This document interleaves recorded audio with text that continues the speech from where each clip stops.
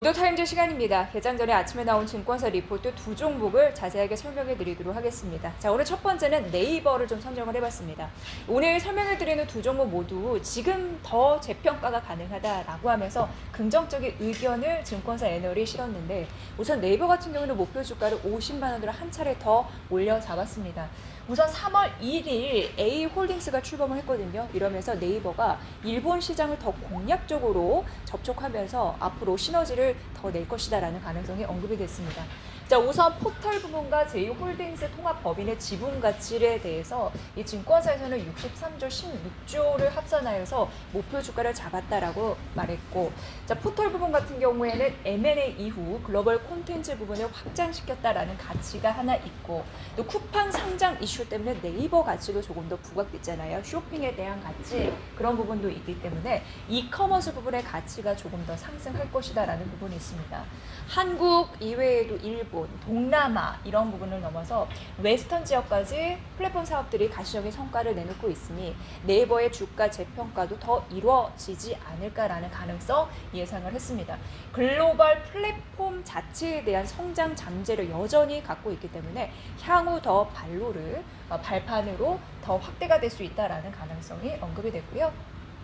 자, 3월 1일 일본에서 A홀딩스가 출범을 했습니다. A홀딩스 같은 경우에는 네이버의 자회사 라인과 그리고 일본의 검색 시장 2위를 기록하고 있는 야후 재팬 운영하는 게 이제 소프트뱅크인데, 그해 전략적인 지주사이다라고 보시면 됩니다. 출범을 했고, 네이버는 이로써 글로벌 플랫폼 기업으로서 재평가될 것이다라는 가능성 앞서서 다시 한번 좀 말씀드렸고요. 자, 네이버와 소프트뱅크 같은 경우에는 A홀딩스 전략적인 지주사라고 말씀드렸는데, 지분을 각각 50%씩 보유하면서 A홀딩스가 Z홀딩스는 쉽게 얘기해서 소프트뱅크 모회사입니다. 자, J홀딩스, 그러니까 소프트뱅크가 모회사입니다. Z홀딩스 지분을 A홀딩스가 65% 보유할 예정이다라고 하면서 그 관계도를 얘기를 했습니다. 근데 중요한 거는 주가 차원에서 네이버에서 향후 분기당 1,000억 원 이상의 지분법 이익이 반영이 될 것으로 추정이 된다라는 부분입니다. 이제 통합하고 여러 가지 시너지를 내면서 지분법 이익이 1,000억 원 이상 분기마다 나타날 것이다. 이 가능성을 하나 얘기를 했습니다. 그리고 향후 AI를 기반으로 한 검색 엔진이나 스마트 스토어, 이건 이제 상반기 정도의 일본 시장이 이제 등장할 것으로 예상이 되고요. 또 테크핀 플랫폼이 야후 재팬과 결합이 되면서 국내 시장 대비 곱하기 4배 이상 큰 검색 엔진 시장으로 발돋움할 수 있을 것이다라는 가능성 플러스 전자상거래 분야에서도 경쟁 우위를 확보할 것이다라고 아주 긍정적으로 예상을 해놓은 바였습니다. 자, 그렇다면 글로벌 사업을 강화할 수 있는 여러 가지 요소가 있다고 하는데, 뭐 콘텐츠, 이커머스 이런 부분입니다. 이게 올해 1월에 이 부분이 이루어졌죠. 글로벌 최대의 웹소설 플랫폼이 와패드와 빅히트 자회사 BNX 지분을 인수했습니다. 여러 가지 글로벌 콘텐츠 사업을 확대하고 있는 상황이었고, 이렇기 때문에 K 콘텐츠를 즐기는 글로벌 이용자들을 네이버 안으로 흡수하는 그런 긍정적인 요인을 했다라는 부분, 선순환 효과가 앞으로도 예상된다라는 부분이고요. 또 하나, CJ 대한통운 그리고 신세계 등 물류, 유통기업과 협력을 지속적으로 하고 있기 때문에 이커머스 경쟁에 대한 우위력을 확보하고 있다라는 긍정적인 모멘텀도 다시 한번 얘기를 했습니다. 코로나19 이후에 이커머스 시장이 네이버와 쿠팡의 양강 체계가 심화되면서 이커머스의 본질적인 기능 또한 시장에서 부각될 가능성이 높다라는 전망이었습니다. 참고를 해보시죠. 자, 그래서 보면 네이버의 매출액입니다.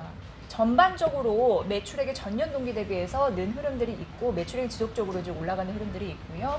무엇보다도 영업이익 추세에서 보면 영업이익도 지금 분기별로 올라가는 흐름들이 나타나고 있고, 영업이익률도 영업이익단 측면에서는 우상향 추세를 보이고 있다라는 가능성, 이쪽에서도 실적단에서 의미 있는 결과가 나오지 않을까라는 부분입니다.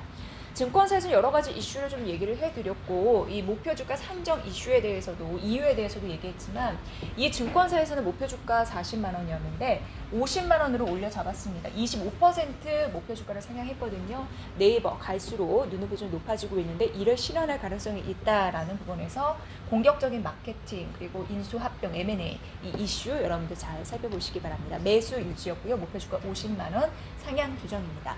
자, 다음은 어떻게 또 재평가받을 수 있는 종목일지 만나보도록 하겠습니다. 한국가스공사라고 하는데요. 자세히 보면 인플레이션의 수혜주다라고 하면서 얘기를 풀어냈습니다. 우선 목표 주가는 44,000원, 투자 의견 매수를 유지했고요. 4분기 실적은 좋지 않았습니다. 시장 기대치를 하회했기 때문인데 그 이유는 해외 사업의 실적 부진이 지속이 됐고 연간 가스 판매 감소 그리고 유가도 하락했기 때문에 이렇게 얘기가 되고 있습니다. 그럼에도 불구하고 이런 요소들이 올해는 반전이 될 수 있다라는 가능성인데요. 올해 같은 경우에는 유가가 회복이 되고 있습니다. 그래서 지난해 해외 사업 부진을 좀 털고 일어날 가능성이 있다라는 부분이고요. 또 내년 같은 경우에는 올해 금리와 유가 상승 그리고 판매량 개선 이런 부분이 트리플 호재로 작용이 되면서 이익 개선에 대한 요인이 되어줄 거기 때문에입니다. 사실 한국가스공사 같은 경우에는요 경기 방어주로 예상이 되지만 실적단에서 보면은 경기가 좋아지면 함께 갈 수 있는 요소들 대표적으로 유가, 금리, 판매량 이런 부분이 있기 때문에 실적 지표에 의해서는 경기 민감주와 방향이 같다라고 얘기를 하고 있습니다. 그래서 작년 부진을 털고 올해는 괜찮아질 가능성을 언급을 한 상황입니다. 자, 4분기 실적 보도록 하겠습니다. 4분기 매출액단에서는 5조 4천억 원이 나타나면서 전년 동기 대비해서 21% 감소하는 흐름들이 있었고 영업이익단에서 2,603억 원으로 전년 동기 대비해서 38% 감소하는 흐름들이 있었습니다만 하지만 1분기 실적 올해 그 매출액 그리고 영업이익단에서는 긍정적으로 턴 어라운드 할 것이다 라는 가능성 나타나고 있기 때문에 이 부분에 대한 긍정적인 전망으로 투자 의견 매수 유지한다라고 얘기를 했습니다. 참고로 해보시면 될 것 같고요.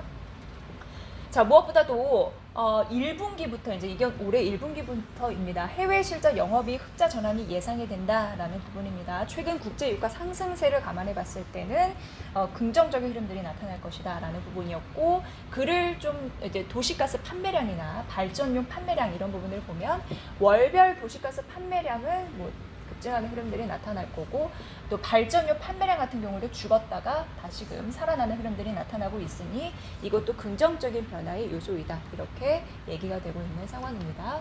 자, 정리를 해드리도록 하겠습니다. 일단 올해 같은 경우에는 작년 많이 빠졌던 유가가 회복이 되면서 강세 흐름으로 전환이 될 거고요. 그리고 내년 같은 경우에는 유가 플러스 금리에 대한 상승 기조 플러스 판매량도 잘 될 것이니 턴 어라운드의 이익 기저 효과 이런 부분을 더해서 긍정적인 목표치를 보일 것이다 라는 게 증권사 애널의 주요 리포트 핵심 내용이었습니다. 참고해 보시고요. 그래서 목표 주가는 44,000원 목표 주가 유지했고 매수도 유지했으니까 이 부분 챙겨보시면 될 것 같습니다. 결국 뭐 인플레 수혜주라고 하면서 한국가스공사 다시 봐야 된다라는 얘기였고 네이버도 일본 인터넷 시장을 석권하러 간다라고 해서 긍정적 요인을 얘기를 해줬네요. 자, 오늘은 이 두 종목까지 살펴드렸습니다. 여의도 타임즈 시간이었습니다.